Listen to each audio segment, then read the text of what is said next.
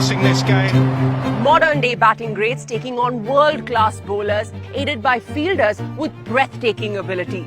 This is going to be one of the most keenly contested games here at the ICC Men's T20 World Cup 2022. It's time for India versus England, and you are watching the Big Time Preview. A spot in the final is what India and England are battling for here in the second semi-final to be played at the Adelaide Oval. And to preview this game, I have with me Harsha Bogle and Nasir Hussain. Now, let's get straight into it. India, they haven't had an ICC title to their name since 2013, but they've done well in group stages. As they come into this end of the competition, will that be playing on their mind? I hope it isn't, but the numbers are telling a story. That when you look at bilateral rankings, India's always 1-2, 1-2, 3, thereabouts. Whether it was the 2015 World Cup or the 19 World Cup, almost unbeaten, getting into the knockout stage and then suddenly stumbling. So yeah, I mean, I hope they're not thinking along those lines, but the numbers are saying that is something they need to be concerned about. And on the other side, there's a strong English setup with Jos Buttler at the helm. In his short captaincy career, would you say that this is the biggest challenge he's had to face yet? It is. It's his first World Cup. He's taking over from one of the great white ball captains has ever been, England's best white ball captain ever in Owen Morgan, who was brilliant. But for me, not just his captaincy, I think Buttler with the bat. If Buttler with the bat fires, that is going to go a long way towards getting England to the final. Speaking about batting, let's now talk about the number one T20 international batter at the moment, Suryakumar Yadav. He's entertained us through the course of this T20 World Cup. Of all the shots we've seen him play, especially the big ones, do we have a favourite?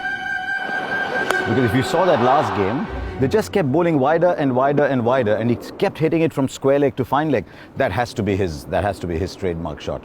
The way he goes so low, if you take a still of where he plays that shot, nobody would have a clue where the ball's gone. And if you did, in England we have this spot the ball competition, if you did that around the world, no single person in the world would have worked out that ball went behind square about 50 rows back. It was here and his head was down. I was doing my prep for this game, and you send to all the stats guys, all the CrickViz guys, everyone involved in the game, give me the strengths of Suryakumar Yadav. The WhatsApp was like that. All right, give me the weakness.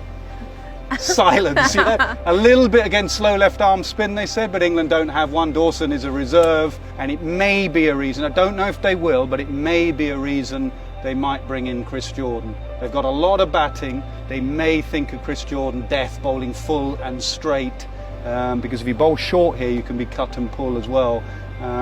So I don't think you can counter him. The key is just trying to keep him quiet, which is very tricky. Well, Suryakumar Yadav is a sure shot in that Indian 11, but there is going to be a selection dilemma for this semi-final. Is it going to be Rishabh Pant or Dinesh Karthik that dons the gloves? Ricky Ponting has his take. Let's listen in. Look, I think if they're worried about not having that left-hander in the middle, which they'll probably go with Rishabh, and you think about England will have Moeen and Adil Rashid, so they might want to have that left-hander in the middle, which I think is probably why they played him yesterday. I think they played him to get him into the tournament, knowing that if they come up against England, they'll want that left-hander in the middle. I think they'll stick with Rishabh going into the semi-final. You ask an Aussie, I'm not surprised what Ricky said. Aussies are in love with Rishabh Pant after what he did here in Sydney and in Brisbane. My gut feel is they will go with Rishabh because Adil Rashid is such a big part of England's bowling. It's not been their strength, but you look through the middle, Adil Rashid is the key for England. If David Milan is not fit to play in time, then how do you plug that hole in the English 11? I think they'll probably bring Phil Salt in.